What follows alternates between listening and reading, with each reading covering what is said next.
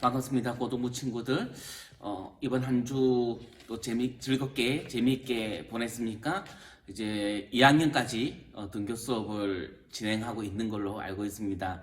이제 오는 주가 되어지면 또 이제 전학년이 학교에 가서 이제 수업을 받게 될 것인데, 학창생활 가운데 여러분들 즐거움이 있고 또 그곳에서 예수 그리스도의 사랑을 증거할 수 있는 귀한 고등부 친구들 되었으면 좋겠습니다.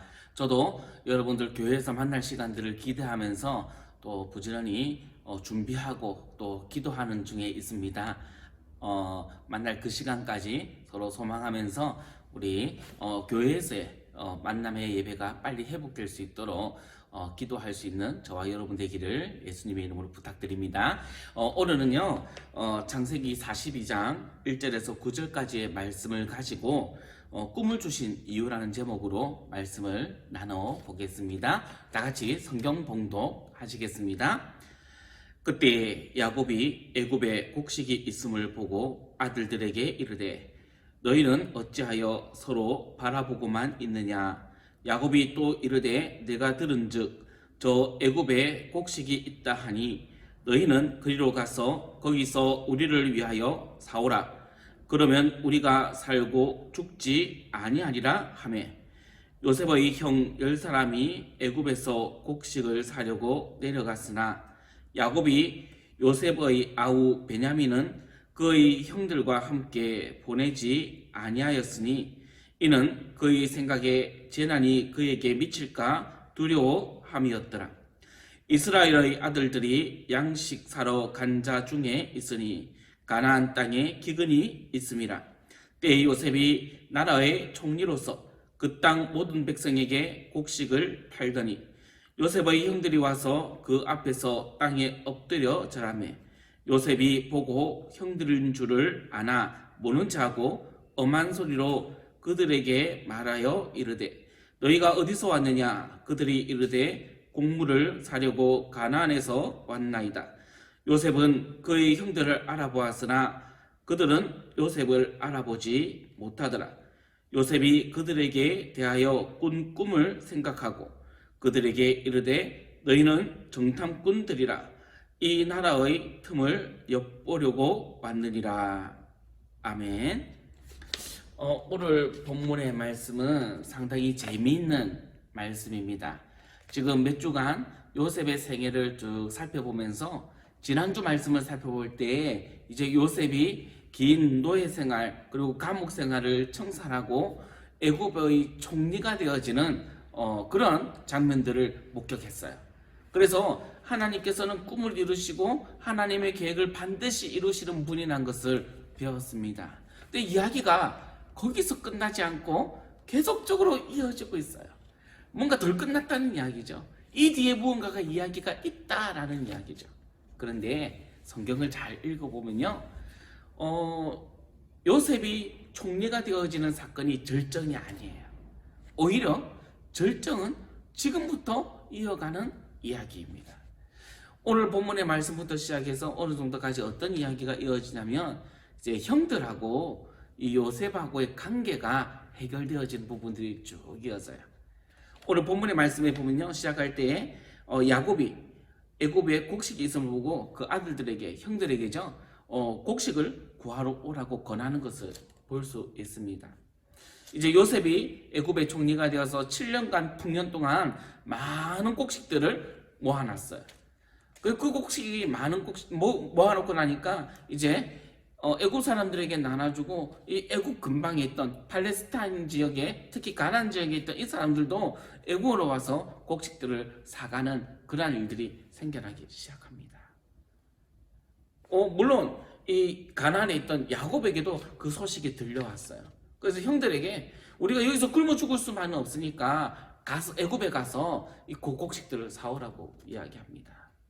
야곱에게는 여전히 이 요셉을 잃은 트라우마가 있었죠. 그래서 어떡합니까? 막내인 이 베냐민은 보내지 않고 그 10명의 형들에게만 갔다 오라고 얘기해요.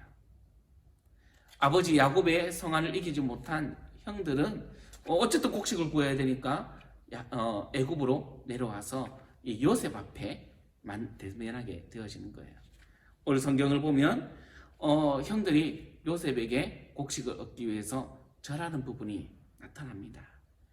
그 형들은 요셉이 죽었다라고 생각했기 때문에, 그리고 요 노예로 팔려서 그 행방이 어떻게 됐는지 알지 못했기 때문에 설마 요셉이 총리일 거라고 상상하지 못했던 거죠.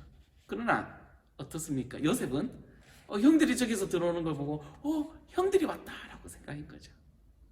그리고 형들은 요셉인 줄을 꿈에도 모르고 그 앞에서 절을 하고 있었는데, 오늘 요셉은 뭐라고 이야기합니까?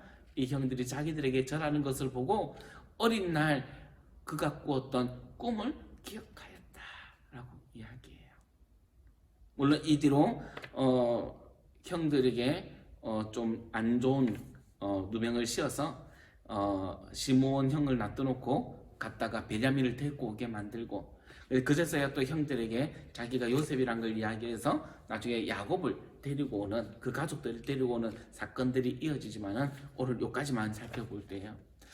재밌지 않습니까? 앞에 총리인 것으로 인해서 끝났는 줄 알았는데 이후의 사건이 더 있고, 이제 형들이 곡식을 사기 위해서 이 요셉에게 왔는데 성경은 뭐라고 얘기하냐면 뜬금없이 거기서 끝난 것과 같은 꿈의 이야기를 다시 하고 있는 거예요. 그럼 어디에 핵심이 있어요? 사실은 오늘 말씀 중에 핵심이 있는 거예요. 요셉이 지난주에 말씀이 끝났다면, 앞에 말씀까지만 해서 끝났다면 하나님께서는 우리의 하나님의 계획과 우리의 꿈은 성공에만 있는 거예요. 성공에만. 그런데 하나님의 계획과 하나님의 일하심은 인생의 성공과 실패에 있는 것이 아니라 무엇을 얘기하고 있냐면 우리의 구원에 있다라고 이야기해 주고 있어요. 오늘 성경 말씀을 한번 보시면 어떻게 형들이 요셉에게 와서 절을 했던 이유가 무엇입니까? 그 땅에 오랜 기근으로 해서 7년간의 가뭄으로 인해서 먹을 것이 끊어졌기 때문에 그랬어요. 먹고 살기 위해서 애굽으로 찾아왔고 요셉에게 절하고 있는 거예요.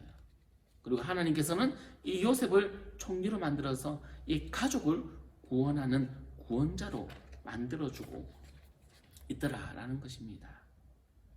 이 요셉이 생각했어요. 그가 총리가 돼서 아내를 낳고 아이를 낳으면서 둘을 낳잖아요. 첫 번째 아들의 이름이 므낫세예요. 므낫세가 뭐냐면 성경에 보니까 내 모든 고난과 아버지의 온 집의 일을 잊어버리게 하였다. 내 고난을 이 아들을 통해서 잊어버리게 하였다는 거예요. 둘째 아들이 에브라임인데 이 에브라임의 이름의 뜻은 뭐냐면 이곳에서 이제 내가 풍요롭게 하였다. 하나님께서 나를 풍요롭게 만드셨다는 거예요.